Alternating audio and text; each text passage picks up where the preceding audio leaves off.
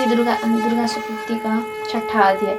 मैं सर्वगेश्वरी भैरव के अंगों में निवास करने वाली परमोत्कृष्ट पार्वती देवी का चिंतन करता हूँ। वे नागराज के आसन पर बैठी है। नागों के फनों में सुशोभित होने वाली मणियों की विशाल माला से उनकी देहलता उद्भासित हो रही है। सूर्य के समान उनका तेज है। 3 नेत्र उनकी शोभा बढ़ा रहे हैं। वे हाथों में माला, कुंभ, कपाल और कमल लिए हुए हैं तथा उनके मस्तक में अर्धचंद्र का मुकुट सुशोभित। ऋषि कहते हैं, देवी का यह कथन सुनकर दूत को बड़ा अमर्ष हुआ और उसने दैत्यराज के पास जाकर सब समाचार विस्तार पूर्वक कह सुनाया। दूत के उस वचन को सुनकर दैत्यराज कुपित हो उठा और दैत्य सेनापति धूम्रलोचन से बोला, धूम्रलोचन, तुम शीघ्र ही अपनी सेना साथ लेकर जाओ और उस दुष्टा के केस पकड़कर घसीटते हुए उसे बलपूर्वक यहाँ ले आओ।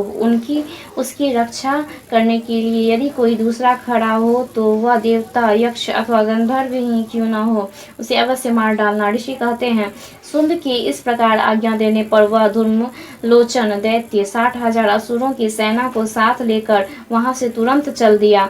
वहां पहुंचकर उसने हिमालय पर रहने वाली देवी को देखा और ललकार कर कहा, अरे तू शुभ निशुभ के पास चल। यदि इस समय प्रसन्नता पूर्वक मेरे स्वामी के समीप नहीं चलेगी तो मैं बलपूर्वक झोटा पकड़कर घसीटते हुए तुझे ले चलूंगी। देवी बोली, तुम्हें दैत्य के राजा ने भेजा है। तुम स्वयं भी बलवान हो और तुम्हारे साथ विशाल सेना भी है। ऐसी दशा में यदि मुझे बलपूर्वक ले चलोगे तो मैं तुम्हारा क्या कर सकती हूँ। ऋषि कहते हैं, देवी के ये कहने पर असुर धूम्रलोचन उनकी ओर दौड़ा। तब अंबिका ने हूँ शब्द के उच्चारण मात्र से उसे भस्म कर दिया।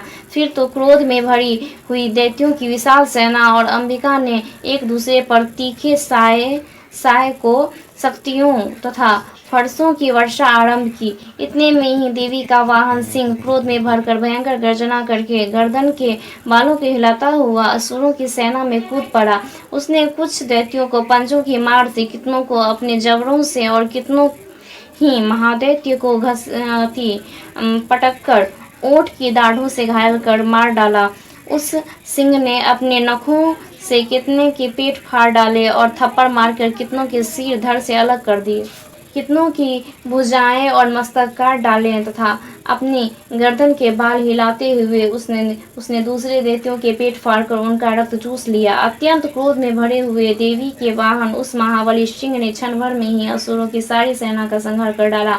शुभ ने जब सुना कि देवी ने धूम्रलोचन असुर को मार डाला तथा उसके सिंह ने सारी सेना का सफाया कर डाला, तब उस दैत्यराज को बड़ा क्रोध हुआ। उसका ओठ कांपने लगा। उसने चंड और मुंड नामक 2 महादैत्य को आज्ञा दी, हे चंड और हे मुंड, तुम लोग बहुत बड़ी सेना लेकर वहां जाओ। उस देवी के झोटे पकड़कर अथवा उसे बांधकर शीघ्र यहाँ ले आओ। यदि इस प्रकार उसको लाने में संदेह हो तो युद्ध में सब प्रकार के अस्त्र शस्त्र तथा समस्त असुर सेना का प्रयोग करके उसकी हत्या कर डालना।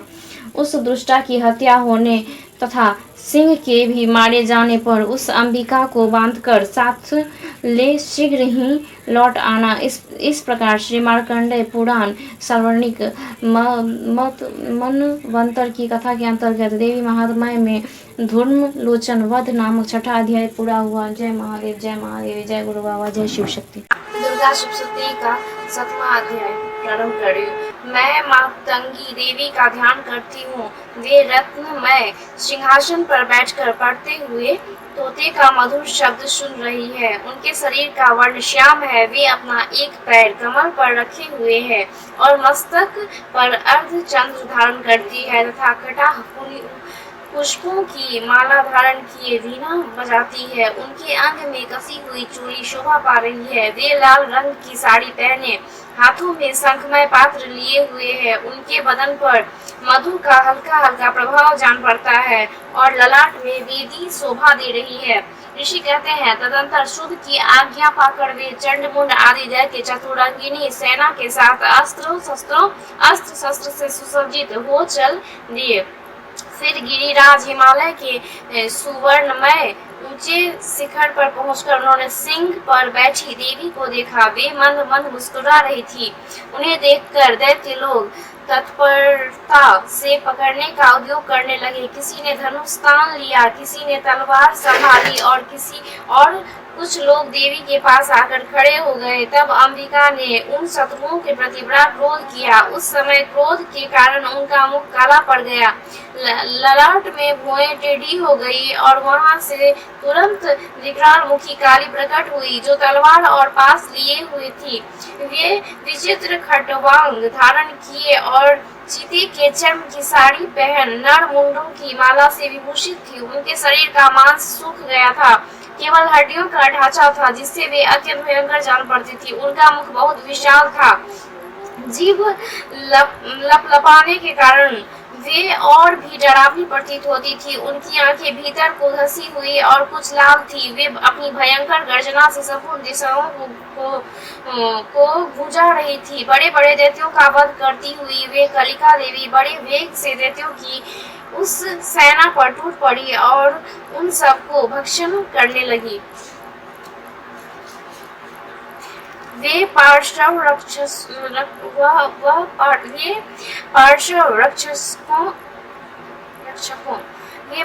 रक्षकों अंकुशधारी महाव्रतों योद्धाओं और घंटा सहित कितने ही हाथियों को एक ही हाथ से पकड़कर मुंह में डाल लेती थी। इसी प्रकार घोड़े, रथ और सारथी के साथ रथी सैनिकों को मुंह में डालकर वे बड़े बड़े भयानक रूप से चबा डालती थी। किसी के बाल पकड़ लेती, किसी का गला दबा देती, किसी को पैरों से कुचल डालती और किसी को छाती के धक्के से गिराकर मार डालती थी। वे असुरों के छोड़े हुए बड़े बड़े अस्त्र शस्त्र मुंह से पकड़ लेती और रोष में भरकर उनको दांतों से पीस डालती थी। काली ने बलवान एवं दुरात्म दैत्यों की वह सारी सेना रौंद डाली, खा डाली और कितनों को मार भगाया। कोई तलवार के घाट उतारे गए, कोई खटवांग से पीटे गए और कितने ही असुर दांतों के अग्रभाग से कुचले जाकर मृत्यु को प्राप्त हुए। इस प्रकार देवी ने असुरों की उस सारी सेना को क्षण भर में मार गिराया। यह देख चंड उन अत्यंत भयानक काली देवी की ओर दौड़ा तथा महादेव मुंड ने भी अत्यंत भयंकर बाणों की वर्षा से तथा हजारों वार चलाए हुए चक्रों से उन भयानक नेत्रों वाली देवी को आच्छादित कर दिया। वे अनेकों चक्र देवी के मुंह में समाते हुए ऐसे जान पड़े मानो सूर्य के बहुतेरे मंडल बादलों के उदर में प्रवेश कर रहे हों। तब भयंकर गर्जना करने वाली काली ने अत्यंत रोष में भरकर विकट अट्टहास किया। उस समय उनके विकराल वदन के भीतर कठिनता से देखे जा सकने वाले दांतों के प्रभाव से वे अत्यंत उज्जवल दिखाई देती थी। देवी ने बहुत बड़ा तलवार हाथों में ले ह का उच्चारण करके चंड पर धावा किया और उसके केश पकड़कर उसी तलवार से उनका मस्तक काट डाला। चंड को मारा गया देखकर मुंड भी देवी की ओर दौड़ा। तब देवी ने रोष में भरकर उसे भी तलवार से घायल करके धरती पर सुला दिया। महापराक्रमी चंड और मुंड को मारा गया देख मरने से बची बाकी सेना भय से व्याकुल हो चारों ओर भाग गई। तदंतर काली ने चंड और मुंड का मस्तक हाथ में ले चंडिका के पास जाकर प्रचंड अट्टहास करते हुए कहा, देवी मैंने चंड और मुंड नामक इन दो महापाशकों को तुम्हें भेंट किया है। अब युद्ध यज्ञ में तुम शुभ और निशुभ का स्वयं ही वध करना। ऋषि कहते हैं, वहां लाए हुए उन चंड मुंड नामक महादैत्यों को देखकर कल्याणमयी चंडी ने काली से मधुर वाणी में कहा, देवी तुम चंड और मुंड को लेकर मेरे पास आई हो, इसलिए संसार में चामुंडा के नाम से तुम्हारी ख्याति होगी। इस प्रकार श्री मार्कंडेय पुराण में सार्वजनिक मनवंतर कथा के अंतर्गत देवी महात्मा चंड मुंड का वध नामक 7वां अध्याय पूरा हुआ। जय महादेव, जय महादेव, जय गुरु बाबा। दुर्गा सप्तशती का 8वां अध्याय प्रारंभ कर रही हूँ। मैं अनिमा आदि सिद्धिमयी किरणों से आविर्त भवानी का ध्यान करता हूँ। उनके शरीर का रंग लाल है, नेत्रों में करुणा लहरा रही है तथा हाथों में पास, अंकुश, बाण और धनुष शोभा पाते हैं। ऋषि कहते हैं, चंड और मुंड नामक दैत्यों के मारे जाने तथा बहुत सी सेना का संहार हो जाने पर दैत्यों के राजा प्रतापी शुंभ के मन में बड़ा क्रोध हुआ और उसने दैत्यों की संपूर्ण सेना को युद्ध के लिए कूच करने की आज्ञा दी। वह बोला, आज उदयुद्ध नाम के 86 दैत्य सेनापति अपनी सेनाओं के साथ युद्ध के लिए प्रस्थान करें। कंबू नाम वाले दैत्यों के 84 सेनानायक अपनी वाहिनी से घिरे हुए यात्रा करें। 50 कोटि वीर कुल के और 100 धौर्म कुल के असुर सेनापति मेरी आज्ञा से सेना सहित कूच करें। कालक, द्रोहद, मौर्य और कालकय असुर भी युद्ध के लिए तैयार हो मेरी आज्ञा से तुरंत प्रस्थान करें। भयानक शासन करने वाला असुर राज शुंभ इस प्रकार आज्ञा दे सहस्त्रों बड़ी बड़ी सेनाओं के साथ युद्ध के लिए प्रस्थित हुआ। उसकी अत्यंत भयंकर सेना आती देख चंडिका ने अपने धनुष की टंकार से पृथ्वी और आकाश के बीच का भाग गुजा दिया। राजन, तदंतर देवी के सिंह ने भी बड़ी जोर जोर से दहाड़ना आरंभ किया। फिर अंबिका ने घंटा के शब्द से उस ध्वनि को और भी बढ़ा दिया। धनुष की टंकार, सिंह की दहाड़ और घंटे की ध्वनि से संपूर्ण दिशाएं गूंज उठी। उस भयंकर शब्द से काली ने अपने विकराल मुख को और भी बढ़ा लिया तथा इस प्रकार वे विजयिनी हुई। उस तुमुल नाद को सुनकर दैत्यों की सेनाओं ने चारों ओर आकर चंडिका देवी, सिंह तथा काली देवी को क्रोधपूर्वक घेर लिया। राजन, इसी बीच में असुरों के विनाश तथा देवताओं के अभ्युदय के लिए ब्रह्मा, शिव, कार्तिकेय, विष्णु तथा इंद्र आदि देवों की शक्तियां जो अत्यंत पराक्रम और बल से संपन्न थी, उनके शरीर से निकलकर उन्हीं के रूप में चंडिका देवी के पास गई। जिस देवता का जैसा रूप, जैसी वेशभूषा और जैसा वाहन है, ठीक वैसे ही साधनों से संपन्न हो उसकी शक्ति असुरों से युद्ध करने के लिए आई। सबसे पहले हंस युक्त विमान पर बैठी हुई अक्ष सूत्र और कमंडलू से सुशोभित ब्रह्मा जी की शक्ति उपस्थित हुई, जिसे ब्रह्मानी कहते हैं। महादेव जी की शक्ति विषभर पर आरूढ़ हो, हाथों में श्रेष्ठ त्रिशूल धारण किए, महानाग का कंकन पहने मस्तक में चंद्र रेखा से विभूषित हो वहां आ पहुंची। कार्तिकेय जी की शक्ति रूपा जगदम्बिका उन्हीं का रूप धारण किए श्रेष्ठ मयूर पर आरूढ़ हो हाथों में शक्ति लिए दैत्यों से युद्ध करने के लिए आई। इसी प्रकार भगवान विष्णु की शक्ति गरुड़ पर विराजमान हो शंख, चक्र, गदा, शार्ट, धनुष तथा खड्ग हाथों में लिए वहां आई। अनुपम यज्ञ वाराह का रूप धारण करने वाली श्रीहरि को जो शक्ति है, वह भी वाराह शरीर धारण करके वहां उपस्थित हुई। नरसिंही शक्ति भी डी सिंह के समान शरीर धारण करके वहां आई। उसकी गर्दन के बालों के झटके से आकाश के तारे बिखरे पड़ते थे। इसी प्रकार इंद्र की शक्ति वज्र हाथ में लिए गजराज ऐरावत बैठकर आई। उसके भी शस्त्र नेत्र थे। इंद्र का जैसा रूप है वैसा ही उसका भी था। तदंतर उन देव शक्तियों से घिरे हुए महादेव जी ने चंडिका से कहा, मेरी प्रसन्नता के लिए तुम शीघ्र ही इन असुरों का संहार करो। तब देवी के शरीर से अत्यंत भयानक और परम उग्र चंडिका शक्ति प्रकट हुई, जो सैकड़ों गिधड़ियों की भांति आवाज करने वाली थी। उस अपराजिता देवी ने धूमिल जटा वाले महादेव जी से कहा, भगवान, आप शुभ निशुभ के पास दूत बनकर जाइए और उन अत्यंत गढ़विले दानव शुंभ एवं निशुंभ दोनों से कहिए, साथ ही उनके अतिरिक्त भी जो दानव युद्ध के लिए वहां उपस्थित हो उनको भी यह संदेशा दीजिए। दैत्यों, यदि तुम जीवित रहना चाहते हो तो पाताल को लौट जाओ। इंद्र को त्रिलोक का राज्य मिल जाए और देवता यज्ञ भाग का उपभोग करे। यदि बल के घमंड में आकर तुम युद्ध की अभिलाषा रखते हो तो आओ। मेरी सिवाएं योगिनियां तुम्हारे कच्चे मांस से तृप्त हो चुकी। उस देवी ने भगवान शिव को दूत के कार्य में नियुक्त किया था, इसलिए वह शिवदूती के नाम से संसार में विख्यात हुई।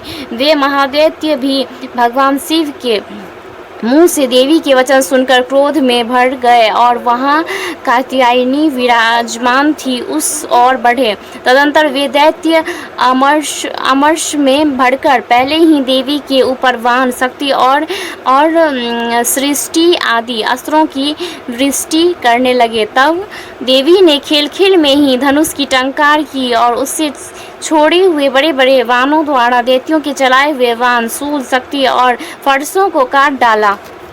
फिर काली उनके आगे होकर शत्रुओं को शूल के प्रहार से विदीर्ण करने लगी और खटवांग से उनका कचुमर निकालती हुई रणभूमि में विचरने लगी।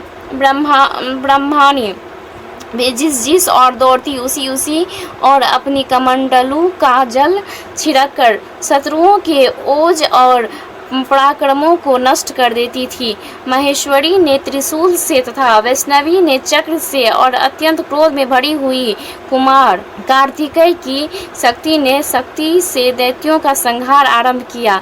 इंद्र शक्ति के वज्र प्रहार से विदीर्ण हो सैकड़ों दैत्य दानव रक्त की धारा बहाते हुए पृथ्वी पर सो गए। वाराही शक्ति ने कितनों को अपनी थुथुन की मार से नष्ट किया। दाढ़ों के अग्रभाग से कितनों की छाती छेद डाली तथा कितने ही दैत्य उनके चक्र की चोट से विदीर्ण होकर गिर पड़े। नरसिंही भी दूसरे महादैत्यों को अपने नखों से विदीर्ण करके खाती और सिंहनाद से दिशाओं एवं आकाश को गुजाती हुई युद्ध क्षेत्र में विचरने लगी। कितने ही असुर शिवदूती के प्रचंड अट्टहास से अत्यंत भयभीत हो पृथ्वी पर गिर पड़े और गिरने पर उन्हें शिवदूती ने उस समय अपना ग्रास बना लिया। इस प्रकार क्रोध में भरे हुए मातृगणों को नाना प्रकार के उपायों से बड़े बड़े असुरों का मर्दन करते देख दैत्य सैनिक भाग खड़े हुए। मातृगणों से पीड़ित दैत्यों को युद्ध से भागते देख रक्तबीज नामक महादैत्य क्रोध से भरकर युद्ध करने के लिए आया। उसके शरीर से जब रक्त की बूंदें पृथ्वी पर गिरती तब उसी के समान शक्तिशाली एक दूसरा महादैत्य पृथ्वी पर पैदा हो जाता। महाशूर रक्तबीज हाथ में गदा लेकर इंद्र शक्ति के साथ युद्ध करने लगा। तब इंद्री ने अपने वज्र से रक्तबीज को मार डाला। वज्र से घायल होने पर उसके शरीर से बहुत सा रक्त चूने लगा और उससे उसी के समान रूप तथा पराक्रमी योद्धा उत्पन्न होने लगे। उसके शरीर से रक्त की जितनी बूंदें गिरी उतने ही पुरुष उत्पन्न हो गए। वे सब रक्तबीज के समान ही वीर्यवान बलवान तथा पराक्रमी थे। वे रक्त से उत्पन्न होने वाले पुरुष भी अत्यंत भयंकर अस्त्र शस्त्रों का प्रहार करते हुए वहां मातृगणों के साथ घोर युद्ध करने लगे। पुनः वज्र के प्रहार से जब उसका मस्तक घायल हुआ तब रक्त बहने लगा और उससे हजारों पुरुष उत्पन्न हो गए। वैष्णवी ने युद्ध में रक्तबीज पर चक्र का प्रहार किया तथा इंद्री ने उस दैत्य सेना को गदा से चोट पहुंचाई। वैष्णवी के चक्र से घायल होने पर उसके शरीर से जो रक्त बहा और उसी के बराबर आकार वाले शस्त्रों महादैत्य प्रकट हुए उनके द्वारा संपूर्ण जगत व्याप्त हो गया। कौमारी ने शक्ति से, वाराही ने खड्ग से और माहेश्वरी ने त्रिशूल से महादैत्य रक्तबीज को घायल किया। क्रोध में भरे हुए उस महादैत्य रक्तबीज ने भी गदा से सभी मातृशक्तियों पर पृथक पृथक प्रहार किया। शक्ति और शूल आदि से अनेक बार घायल होकर जो उसके शरीर से रक्त की धारा पृथ्वी पर गिरी उससे भी निश्चय ही सैकड़ों असुर उत्पन्न हुए। इस प्रकार उस महादैत्य के रक्त से प्रकट हुए असुरों द्वारा संपूर्ण जगत व्याप्त हो गया। इससे उन देवताओं को बड़ा भय हुआ। देवताओं को उदास देख चंडिका ने काली से शीघ्रतापूर्वक कहा, चामुंडे, तुम अपना मुख और भी फैलाओ तथा मेरे शस्त्रपात से गिरने वाले रक्त बिंदुओं और उन से उत्पन्न होने वाली महादैत्यों को तुम अपने इस उतावले मुख से खा जाओ। इस प्रकार रक्त से उत्पन्न होने वाली महादैत्यों का भक्षण करती हुई तुम रण में विचरती रहो। ऐसा करने से उस दैत्य का सारा रक्त छिन्न हो जाने पर वह स्वयं ही नष्ट हो जाएगा। उन भयंकर दैत्यों को जब तुम खा जाओगी तब दूसरे नए दैत्य उत्पन्न नहीं हो सकेंगे। काली से ये कहकर चंडिका ने चंडिका देवी ने शूल से रक्त बीज को मारा और काली ने अपने मुख में उसका रक्त ले लिया। तब उसने वहां चंडिका पर गदा से प्रहार किया, किंतु उस गदापात ने देवी को तनिक भी वेदना नहीं पहुंचाई। रक्त बीज के घायल शरीर से बहुत सा रक्त गिरा, किंतु ज्यों ही वह गिरा त्यों ही चामुंडा ने उसे अपने मुख में ले लिया। रक्त गिरने से काली के मुख में जो महादैत्य उत्पन्न हुए उन्हें भी वह चट कर गई और उससे रक्त बीज का रक्त भी पी लिया। तदंतर देवी ने रक्त बीज को, जिसका रक्त चामुंडा ने पी लिया, ब्रजवान, खड्ग तथा दृष्टि आदि से मार डाला। राजन, इस प्रकार शस्त्रों के समुदाय से आहत एवं रक्तहीन हुआ महादैत्य रक्त बीज पृथ्वी पर गिर पड़ा। नरेश्वर, इससे देवताओं को अनुपम हर्ष की प्राप्ति हुई और मातृगण उन असुरों के रक्तपान के मद से उद्यत सा होकर नृत्य करने लगा। इस प्रकार श्री मार्कंडेय पुराण में शार्वर्णिक मन्वंतर की कथा के अंतर्गत देवी महात्म्य में रक्त बीज वध नामक 8वां अध्याय पूरा हुआ। जय महादेव, जय महादेवी, जय गुरु बाबा। दुर्गा सप्तशती का 9वां अध्याय।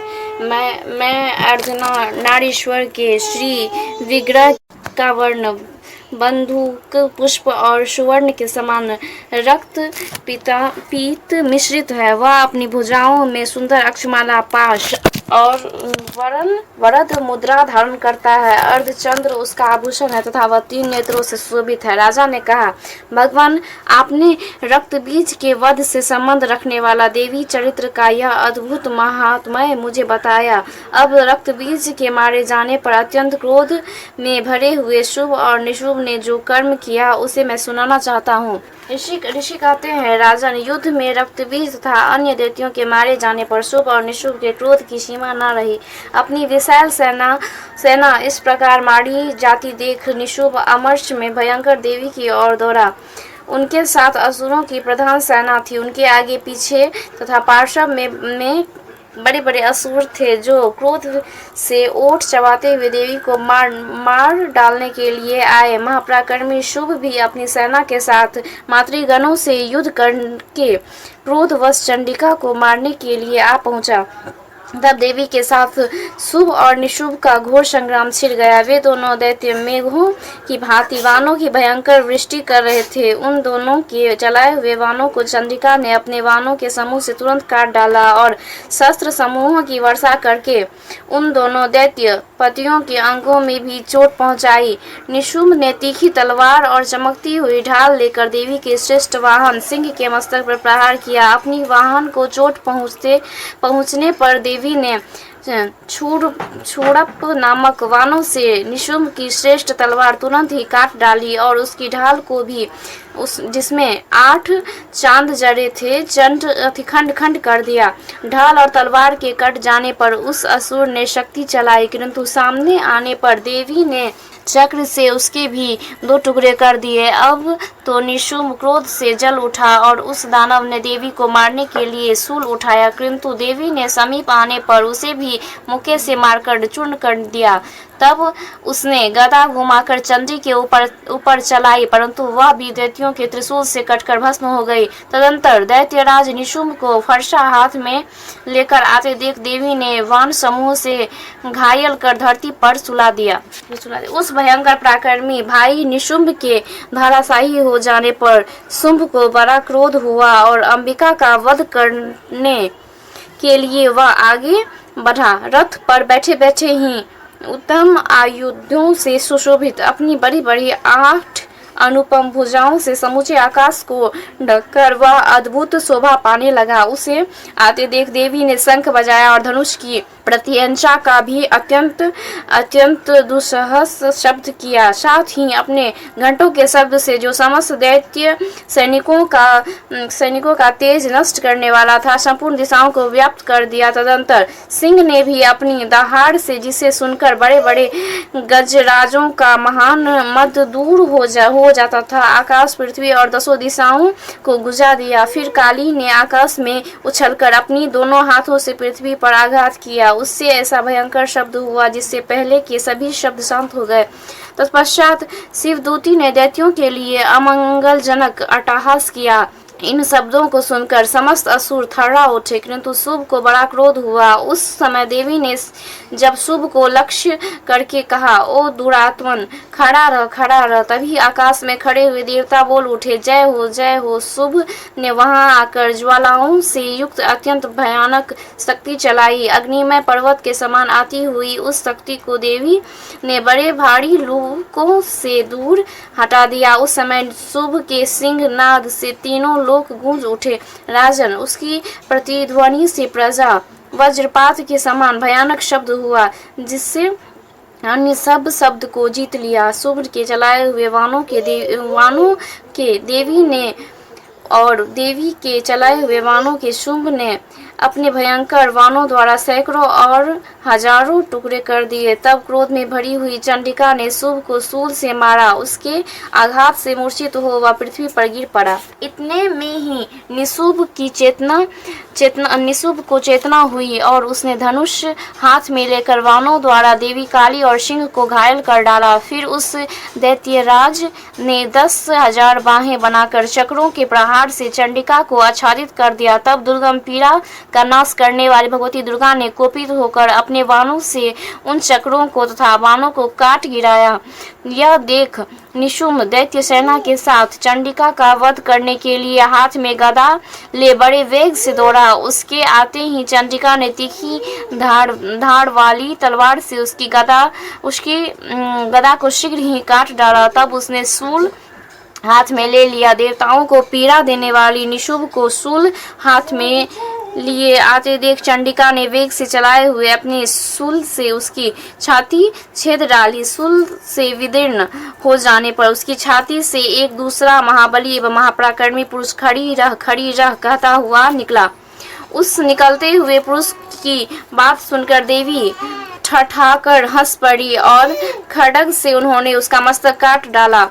फिर तो वह पृथ्वी पर गिर पड़ा। तदंतर सिंह ने अपने दाढ़ों से असुरों की गर्दन कुचलकर खाने लगा। यह बड़ा भयंकर दृश्य था। उधर काली तथा शिवदूती ने भी अन्यायन देवता का भक्षण करना दैत्यों का भक्षण करना आरंभ किया। कुमारी की शक्ति से विदीर्ण होकर कितने ही महादैत्य नष्ट हो गए। ब्रह्मानी के मंत्र पूत जल से निस्तेज होकर कितने ही भाग खड़े हुए। कितने ही दैत्य महेश्वरी के त्रिशूल से छिन्न भिन्न हो धराशायी हो गए। वाराही के थुथुन के आघात से कितनों का पृथ्वी पर कचूमर निकल गया। वैष्णवी ने भी अपने चक्रों से दानवों के टुकड़े टुकड़े कर डाले। इंद्री के हाथ से छूटे हुए वज्र से भी कितने ही प्राणों से हाथ धो बैठे। कुछ असुर नष्ट हो गए, कुछ उस महायुद्ध से भाग गए तथा कितने ही काली शिवदूती तथा सिंह के ग्रास बन गए। इस प्रकार श्री मार्कंडेय पुराण सावर्णिक महावंतर की कथा के अंतर्गत देवी महात्म्य में निशुभ वध नामक नवा अध्याय पूरा हुआ। जय महादेव, जय महादेव, जय गुरु बाबा, जय शिव शक्ति। दुर्गा सप्तशती का 10वां अध्याय। मैं मस्तक पर अर्धचंद्र धारण करने वाली शिव शक्ति स्वरूपा भगवती कामेश्वरी का हृदय से चिंतन करती हूँ। वे तपाए हुए सुवर्ण के समान सुंदर है। सूर्य चंद्रमा अग्नि ये ही तीन उनके नेत्र हैं तथा वे अपने मनोहर हाथों में धनुष, बाण, अंकुश, पाश और शूल धारण किए हुए हैं। ऋषि कहते हैं, राजन, अपने प्राणों के समान प्यारे भाई निशुम्भ को मारा गया देख तथा सारी सेना का संहार होता जान शुभ ने कुपित होकर कहा, दुष्ट दुर्गे, तू बल के अभिमान में आकर झूठ मूठ का घमंड न दिखा। तू बड़ी मानिनी बनी हुई है, किंतु दूसरी स्त्रियों के बल का सहारा लेकर लड़ती है। देवी बोली, ओ दुष्ट, मैं अकेली ही हूँ। इस संसार में मेरे सिवा दूसरा कौन है? देख, ये मेरी ही विभूतियाँ हैं, अतः मुझमें ही प्रवेश कर रही है। तदंतर ब्रह्मानी आदि समस्त देवियाँ अंबिका देवी के शरीर में लीन हो गई। उस समय केवल अंबिका देवी ही रह गई। देवी बोली, मैं अपनी ऐश्वर्य शक्ति से अनेक रूप में यहाँ उपस्थित हुई हूँ। उन सब रूपों को मैंने समेट लिया है। अब अकेली ही युद्ध में खड़ी हूँ, तुम भी स्थिर हो जाओ। ऋषि कहते हैं, तदंतर देवी और शुभ निशुभ दोनों में सब देवताओं तथा दानवों को देखते देखते भयंकर युद्ध छिड़ गया। बाणों की वर्षा तथा तीखे शस्त्रों एवं दारुण अस्त्रों के प्रहार के कारण उन दोनों का युद्ध सब लोगों के लिए बड़ा भयानक प्रतीत हुआ। उस समय अंबिका देवी ने जो सैकड़ों दिव्य अस्त्र छोड़े, उन्हें दैत्यराज शुंभ ने उनके निवारण अस्त्रों द्वारा काट डाला। इसी प्रकार शुंभ ने भी जो दिव्य अस्त्र चलाए, उन्हें परमेश्वरी ने भयंकर हुंकार शब्द के उच्चारण आदि द्वारा खिलवाड़ में ही नष्ट कर डाला। तब उस असुर ने सैकड़ों बाणों से देवी को आच्छादित कर दिया। यह देख क्रोध में भरी हुई उन देवी ने भी बाण मारकर उसका धनुष काट डाला। धनुष कट जाने पर फिर दैत्यराज ने शक्ति हाथ में ली, किंतु देवी ने चक्र से उनके हाथ की शक्ति को भी काट गिराया। तत्पश्चात दैत्यों के स्वामी शुंभ ने 100 चांद वाली चमकती हुई ढाल और तलवार हाथों में ले उस समय देवी पर धावा किया। उसके आते ही चंद्रिका ने अपने धनुष से छोड़े हुए तीखे बाणों द्वारा उसकी सूर्य किरणों के समान उज्जवल ढाल और तलवार को तुरंत काट दिया। फिर उस दैत्य के घोड़े और सारथी मारे गए। धनुष तो पहले ही कट चुका था, अब उसने अंबिका को मारने के लिए उद्धत हो भयंकर मुद्गर हाथ में लिया। उसे आते देख देवी ने अपने तीक्ष्ण बाणों से उसका मुद्गर भी काट डाला। तीस पर भी असुर मुक्का मारकर बड़े वेग से देवी की ओर झपटा। उस दैत्यराज ने देवी की छाती में मुक्का मारा। तब उन देवी ने भी उनकी छाती में एक चाटा जड़ दिया। देवी का थप्पड़ खाकर दैत्यराज शुंभ पृथ्वी पर गिर पड़ा, किंतु पुनः सहसा पूर्ववत उठकर खड़ा हो गया। फिर वह उछला और देवी को ऊपर ले जाकर आकाश में खड़ा हो गया। तब चंडिका का आकाश में भी बिना किसी आधार के ही शुंभ के साथ युद्ध करने लगी। उस समय दैत्य और चंडिका का आकाश में एक दूसरे से लड़ने लगे। उनका वह युद्ध पहले सिद्ध और मुनियों को विस्मय में डालने वाला हुआ। फिर अंबिका ने शुंभ के साथ बहुत देर तक युद्ध करने के पश्चात उसे उठाकर घुमाया और पृथ्वी पर पटक दिया। पटके जाने पर पृथ्वी पर आने के बाद वह दुष्ट आत्मा दैत्य पुनः चंडिका का वध करने के लिए उनकी ओर बड़े वेग से दौड़ा। तब समस्त दैत्यों के राजा शुंभ को अपनी ओर आते देख देवी ने त्रिशूल से उसकी छाती छेद कर उसे पृथ्वी पर गिरा दिया। देवी के शूल की धार से घायल होने पर उनके प्राण पखेरु उड़ गए और वह समुद्र द्वीपों तथा पर्वतों सहित समूची पृथ्वी को कांपता हुआ भूमि पर गिर पड़ा। तदंतर उस दुरात्मा के मारे जाने पर संपूर्ण जगत प्रसन्न एवं पूर्ण स्वस्थ हो गया तथा आकाश स्वच्छ दिखाई देने लगा। पहले जो उत्पात सूचक मेघ और उल्कापात होते थे, वे सब शांत हो गए तथा उस दैत्य के मारे जाने पर नदियां भी ठीक मार्ग से बहने लगीं। उस समय शुंभ की मृत्यु के बाद संपूर्ण देवताओं का हृदय हर्ष से भर गया और गंधर्वगण मधुर गीत गाने लगे। दूसरे गंधर्व बाजे बजाने लगे और अप्सराएं नाचने लगी। पवित्र वायु बहने लगी। सूर्य की प्रभा उत्तम हो गई।